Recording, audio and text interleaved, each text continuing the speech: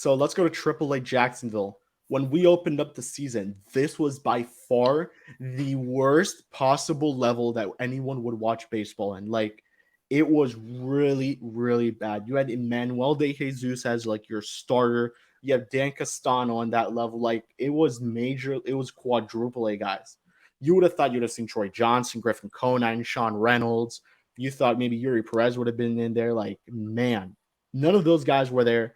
That was the worst possible level to look at. But now, kind of the season's developed, it's kind of a fun level to look at because our boy Troy Johnston's there. You have Griffin Conine there again. You have Xavier Edwards playing like Luis Arias right now, man. You also have Jake Amaya there, Anthony Maldonado, which is the first guy we're going to touch up on, your boy. That's a pretty fun level for the most part. It's turned pretty fun. Edward Cabrera is now on that level. Ryan Weathers there, so that rotation's just been juiced up like in the matter of like 24 hours. Carver, let's talk Anthony Maldonado. This is a guy who is major league ready. He should be here. He has closer potential. He doesn't have too much. He has 5 saves this season, but aside from that, their main closer was Sean Reynolds. But Maldonado, 2.23 ERA, 3.26 FIP, 14.20 K per 9, 3.34 walks per 9. This guy's major league ready, and maybe not this season, but next season he's definitely going to be competing for a bullpen spot there. And this is just a dominant guy who throws 90, I want to say 94, 95, maybe topped out a little higher than that. Just a dominant reliever for Triple-A Jacksonville. There's one story that we've been very high on. It's this guy. Yeah, super, super good. It stuck to see him go down with the injury that he had. He had that hip injury, kept him out for like over a month. They thought he was ready to come back into games. And then like before he even threw a pitch, the trainer saw something and pulled him right out. Now he's back. So he's back. He's 100% ready to go full strength. No problem. And he came back and he has been the same guy since he's come back, despite missing a month. Awesome pitcher. This guy should be in Major League Baseball right now today, honestly. Super good. I mean, look at the numbers, 1.98 ERA, 0.8 whip. Like, come on. Like another guy that needs to get the challenge. He needs to get called up. He needs to be in Major League Baseball. And I think he will be down the stretch run for the Marlins. He really does deserve it. So really like this player. Really good fastball, as you just said, tops out like 95, 96. Really good slider, super good slider. That is definitely his best pitch. I saw him the other night. I have the video on Twitter, actually. He literally ran through this guy on 3 straight sliders, no problem. And the last one was in the dirt, and he got the swing and miss, got the whiff. Crazy good slider, awesome. And then I think he also mixes in changeup as well. So great guy. 2+ pitches with the fastball and the slider, and he can implement the changeup as well. Great pitcher. Needs to be in Major League Baseball, deserves to be in Major League Baseball. This is next guy up for Miami for sure on the pitching side. Yeah, 100%. And I guess let's stay on the reliever topic. Josh Simpson's the next guy I want to talk a little bit about. He's been a little bit of an up and down guy this season, but for the most part, he was considered a top 30 guy for us. He's a 40-man guy as well. I want to keep that one in mind. So never know if at some point, late down the stretch, he's a Miami Marlin. As you mentioned, kind of struggled this season for Triple-A Jacksonville. I know he had the injury. It's like 5.48 ERA, 4.55 FIP. But man, he has a nasty curveball, man. I've seen it a couple times this season. It makes sense there.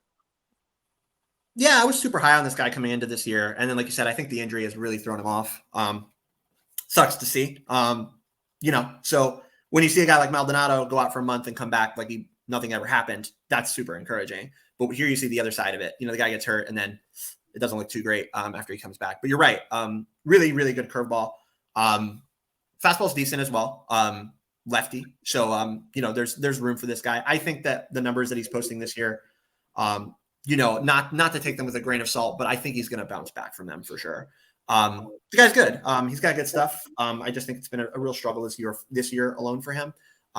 But yeah, no, a guy that could definitely contribute at some point to Miami if they need him to, despite where the numbers are at right now. Definitely next year, I think he could contribute to Miami because left side, like we said, curveball's really good. Fastball's pretty decent. He has a third pitch to him as well. So yeah, another 3-pitch guy, another good reliever, and from the left-handed side. And the Marlins don't need lefties right now, but maybe next year they will. So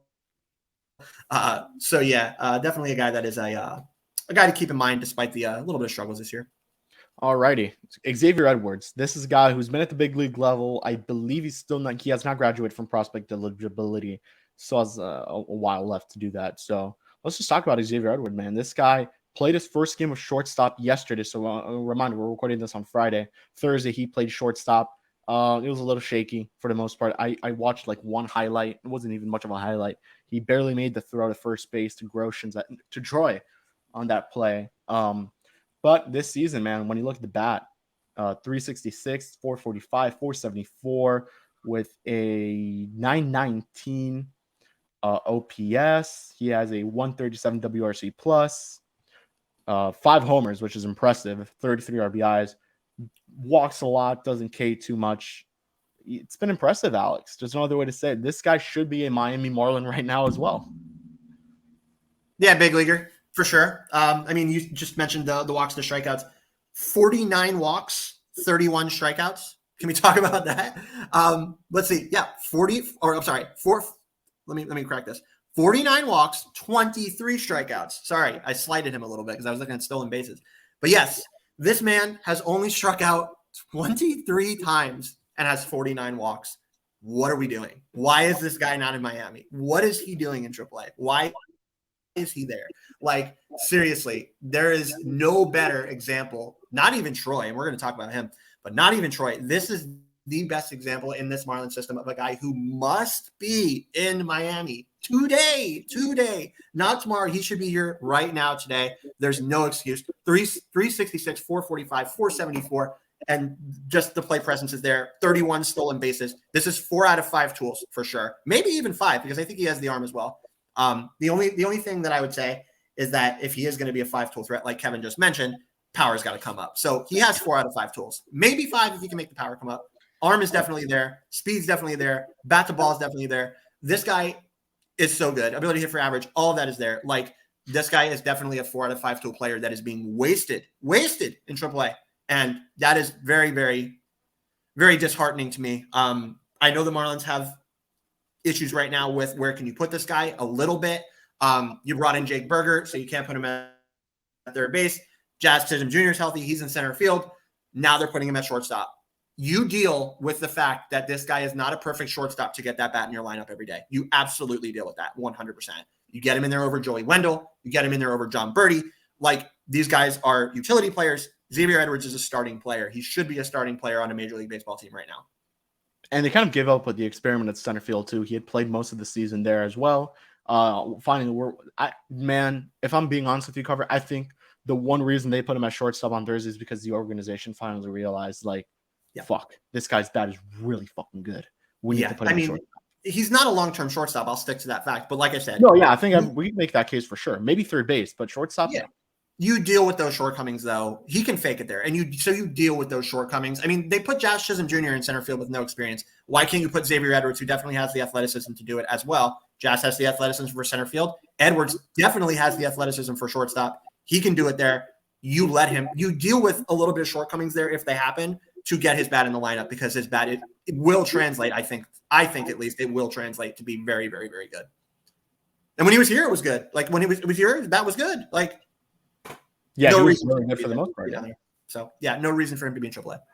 All righty, Jacob Amaya. This is a weird scenario here. He was very good at the start of the year. He gets called up. He wasn't very impressive. 19 WRC plus. Obviously, you don't look too much into those numbers, but he was all right. And then gets sent down, and frankly, he sucked. There's no other way to put it. Great glove, amazing glove. He was compared to Miguel Rojas with a better bat, possibly. That was the case the first half of the season. After that, he's kind of struggled. Do you think it kind of like hit him in it was like a confidence thing? Like, man, I'm called up. Like, I'm playing shortstop for the Miami Marlins, a major league team. Bam, get sent down. I am now back in Triple-A Jacksonville. Kind of a confidence set there. You would think, because it's not like he's doing anything differently. I think because like he's still not striking out a lot. He's still walking at a decent rate. Like, what's the issue here? I don't really see an issue with Amaya. I think he's had a pretty solid season. Honestly, maybe a little culture shock, like you said, to get called up and then automatically get sent back down, which is why you don't like to see stuff like that. But man, like, look at him lately. August, 292, 386, 417. I have no issues with that. And playing advanced shortstop. Yeah. Pretty damn good, man. Can't be mad about Jacob Amaya. I think this guy's got really good bat-to-ball skills, got some hidden power to him as well. And he plays a special shortstop. So this is definitely a long-term starting shortstop that they have in Mr. Amaya. The Marlins are high on him for a reason. He's gotten his major league call-up, so he's been there. He's gotten a little taste of it. Like you said, maybe there's a little disappointment in getting sent back down, but man, I've liked what I've seen out of this player overall this year with 11 home runs, 775 OPS. Not too much speed to him, so he's kind of missing that ability to his game. Doesn't really have it. But his range at shortstop is still good despite just average speed, I would say. So I like this player. I have no issues with what this player has done this year. Think he needs to show just a little bit more in order to make it like fully known that, okay, I'm for real with my bat. Bring the OPS up a little bit more balls in play, as we talk about with a lot of these guys. But yeah, no, this guy has been super solid. I'm happy with Amaya, with what we've seen from him. Decent bat to ball numbers. Decent on base numbers. Bat to ball skills, like I said, doesn't strike out a lot. Walks are pretty good. 43 walks this year to 82 strikeouts. So the patience is there as well. I like this guy. A little bit more balls in play is what I want to see. But other than that, I've liked what I've seen from Amaya.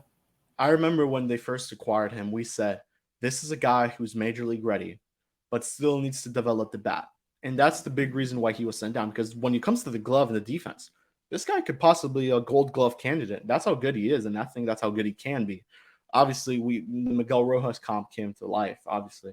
And that's where the offense kind of lacks. That's where it lacks. Obviously makes sense. So the next guy I want to talk about was a guy who made his debut last season, Jordan Groshans. He came to the Anthony Bass trade. He was pretty good in his day, in the short stint with the big league level.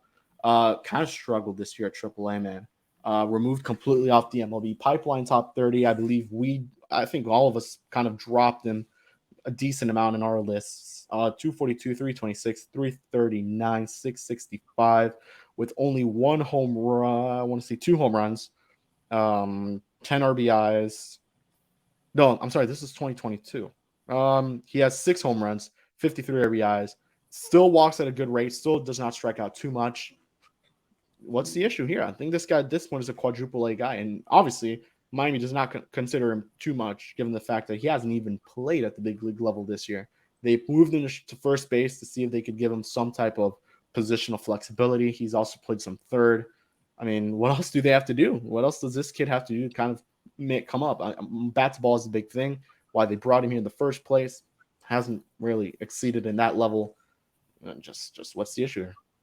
Yeah, it's a lot of rollover is what I see from this guy at the plate. It's a lot of ground ball outs and a lot of easy ground ball outs. So the contact consistency has really struggled for this player. He's run into a few, like you said, he has 6 home runs.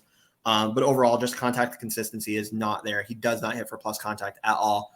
And he doesn't really have the speed to beat out a lot of like slow ground balls and stuff like that. So he just needs to come by a lot more contact consistency, a lot more higher exit velos, and a lot more line drives rather than stuff on the ground. 1.32 ground ball to fly ball ratio. So a lot more ground balls than fly balls for this player. That's where his struggles really are. Needs to do a much better job at getting the better part of the bat on the ball. That's his main issue. Defensively, I think he's fine at third base. He's okay. Just average, though. I don't think it's anything too terribly special. And then, like you said, they're trying to get him some more flexibility elsewhere as well, just to kind of try to like maybe take some pressure off, going to an easier position. Maybe that's what the approach is there, probably. So, yeah, again, walks a bunch, doesn't really strike out at an elevated rate. Walks are there.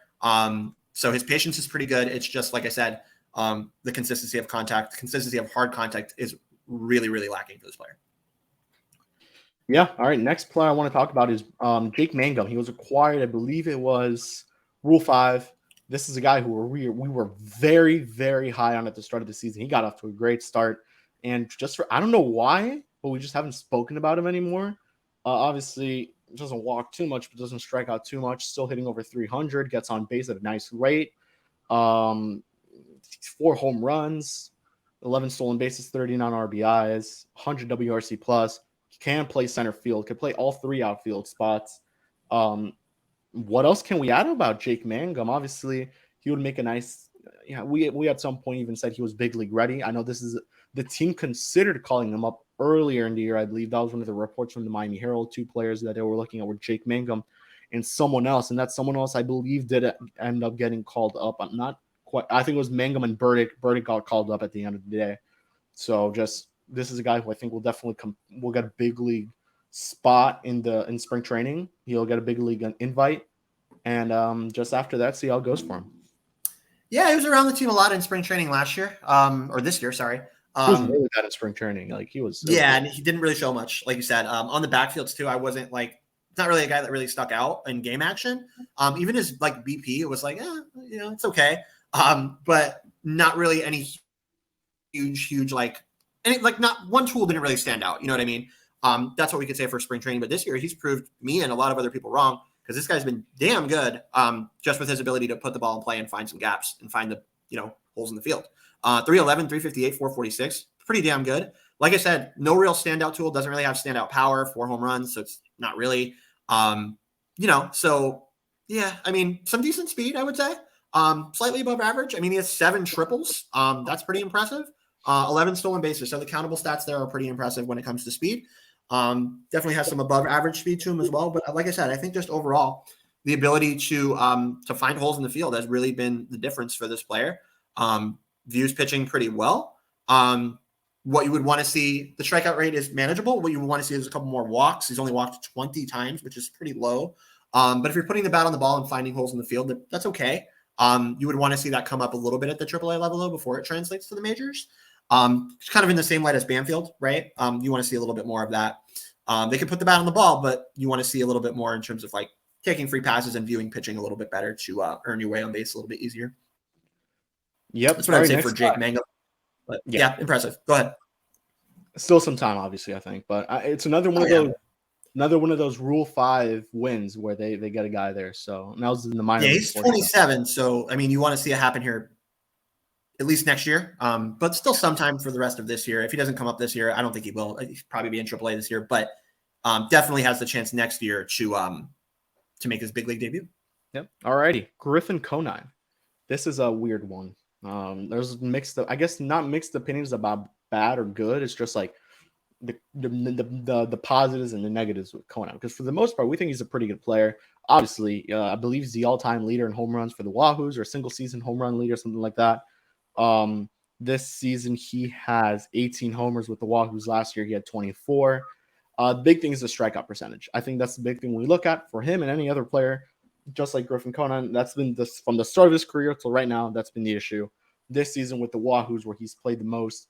34% strikeout rate, but a 13.3% walk rate. That just happens to be with the high strikeout rates. But he's hitting 253, 370, 493, 864 with the Wahoos, 127 WRC plus.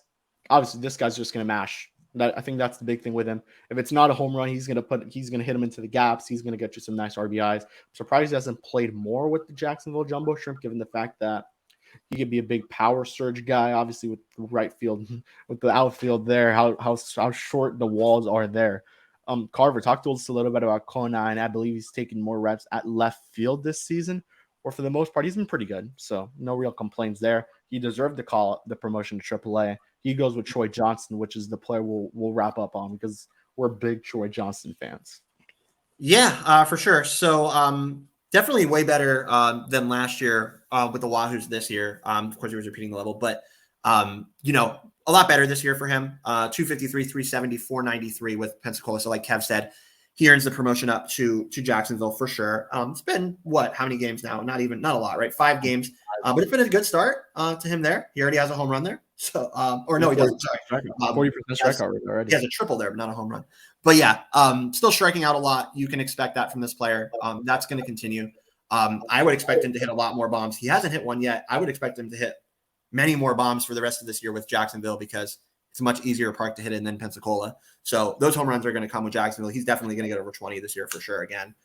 Maybe even get to 30 again. So yeah, this is a player who is definitely centric on the power. That is his main tool. It is great power. It is 70 grade power. It's that good. But man, everything else, it kind of depends. It kind of hinges on that strikeout rate that Kev was just talking about. So it's permeated at 35, 34%. Hasn't really gone down much level to level. And that's even, I think, going to go higher if and when he gets to the big leagues. So, man, it's great to see the power, but you just worry so much about a guy with a strikeout rate that high. It sucks to say it because I know we harp on it, but man, when you're striking out 185, 183 times, 128 this year, it's tough. So, there is definitely room for this guy to have a major league ceiling, at least as a power bat off the bench. Maybe, if he reaches his full ceiling, he could be a starting corner outfielder. But man, it really is going to depend on that strikeout rate. It needs to come down. Hasn't done it yet. He's gotten through it because of how good his power is. But man, it's tough to project that long term with the strikeout rate that high. Alrighty. I think this is the best for last. I saved the best for last here. Our good friend Troy Johnston. Man, I think it's simple to say it. He should have been a big leaguer yesterday. He deserved to be in Triple-A a lot earlier than he was. I think he was mishandled in terms of where they put him this season. They cared more about Yoran Encarnacion and Charles LeBlanc over him this season. They outrighted, they DFA'd LeBlanc. They outrighted Encarnacion, so it just shows you now how they feel. But let's just go to Double-A and Triple-A, both stats there for Double-A: 296, 396, 567, 963 with 18 home runs, 83 RBIs, 16 stolen bases, and a 17.1 strikeout percentage, 11.2 walk percentage. Now in Triple-A Jacksonville, he's gotten off to an even better start: 373, 441, 639, 1.079 with 4 home runs, 19 RBIs, 2 stolen bases. The walk not as much, strikeout a little higher, but that's just usual when you make the adjustment to a new level. Alex, this guy he shedded, I believe, I want to say 10 pounds of weight, 15. He's a lot faster. He wanted to work on extra base hits. He's definitely gotten them. I believe he has a lot more triples than last year. As I mentioned, he has already 18 stolen bases on the season, combining both levels, but he hasn't lost the power. And that's the biggest thing. And I know the power is something that many have doubted, but right now he has 22 home runs on the season, combining both. He has over 100 RBIs this season. Alex, what else, man? This guy should have been up here by yesterday. I think if he's not called up this year, you need to add him to your 40, man, because we've mentioned this many times. He is another guy, once again, this year who could go in the Rule 5 draft. And unlike last season, we are 200% sure this guy will be going to a team. Last season, he had interest from the Padres. I will mention that one clearly. And I know you said, Carver, that they had interest. Other teams had interest in him, just didn't make the big move to get him there in Rule 5. I think he will be going to a major league team. He will be on a major league roster come next season. If it's not with Miami, it's with another team. Alex, Troy Johnston, the floor is yours. Yeah, nothing else to show. Just to give you guys some more stats, I put this on Twitter today, but since July 1st, 387, 457, 697 slugging percentage, 10.2 walk rate, 17% K rate, 190 WRC plus, 9 home runs, 7 stolen bases. What are we doing? I don't know. I don't know what they're doing. If you can't put him at first base, he can play left field. If you can't put him in left field, you can put him at DH. Why is there not room to get this guy time with the Marlins yesterday? I think there is. I think there definitely should be. I know the Marlins are in a playoff run. I know the Marlins did bring in guys at the deadline. They brought in Josh Bell. That inhibits your ability to put him at first base. They have traffic in the outfield, but they kind of don't because Avisail Garcia is basically not playing most of the time. So, why is there not room to call this guy up? You have the DH spot. It's available. You can put him there. You can get Soler into the field if you have to. You can put Soler at DH and keep him at DH, and you can put Johnston in the outfield. There should be room for this guy to come up and get reps with the Marlins, even though they are in win now. I understand that. They want to win. They are happy with the lineup that they have. They brought in guys that did that. I get all of that. But when you have players like this, like Edwards and Johnston, who just are wasted or just being wasted in AAA, it's really tough to see that. These guys have nothing left to prove at all in minor league baseball. And like you said, Kev, if the Marlins don't protect him by either adding him to the roster now or adding him to the roster before the deadline for Rule 5, he will go to another team. You mentioned the Padres. I know there were also at least 3 other teams that took a look at him, right? So I know that there was interest here. It didn't happen. He struggled when he got called up to Triple-A last year. Maybe that's a reason why.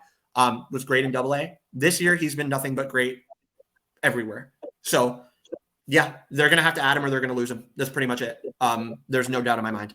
I think they will. What happens with Josh Bell at the end of the year with the player option, right? Who knows? Soler, what happens with him with the player option? Who knows? So there would be room to get Johnston more involved in Marlins games. But I definitely think he will be on the 40-man roster no matter what, whether he gets called up to play or gets called up before that deadline. I hope it's to play, but we'll see. But yeah, man, I love this guy. Like you said, Kev, when he was coming up, the one thing that was missing was power. He added on some weight to come by the power. Now he shed the weight, but the power is still there. And he's even come by a little bit more speed. He's good. He's decent at first base. He did learn that position not too long ago. A couple years ago, actually, he started to learn that position. He's been good there. He can still play the outfield if you need him to. Man, there's not much more I can say about Troy. He's been with the organization for a long time. I'm glad that he's still around. I'm glad that he's succeeding like this. And I really hope that he's with the Marlins with that MLB debut patch on his jersey very, very soon. If it's not Edwards coming up for the roster expansions, it's going to be Troy Johnston and a reliever. We think it'll be Edwards / Johnston and Maldonado. That's what our predictions are. I think, Carver, you would share the same sentiment there. And I think I would also mention if Josh Bell does opt in and Yuli does end up retiring, keep in mind Yuli Gurriel is 39 years old. You could just put him at the backup first base spot. Even if he's not playing every day, you still have the DH. You could still play him in the outfield if need be. Troy Johnston would get some at-bats. He would still be on the big league squad. He would be where he has to be. They've used Josh Bell a lot at the DH, and they've played Yuli there. So I would like to – and Skip is someone who's made this very clear. If you're on this team and if you're on my 26-man roster, you are going to play a good amount. And that's been the case. A lot of guys have played a good amount. Avi Garcia has been the one exception this season that, ever since his return, he's not been playing too much. So we'll see. But I think we can wrap it up here, Alex. I mean, geez, like 2 hours and 30 minutes of prospect talk. We may have to cut this in two, but we'll see.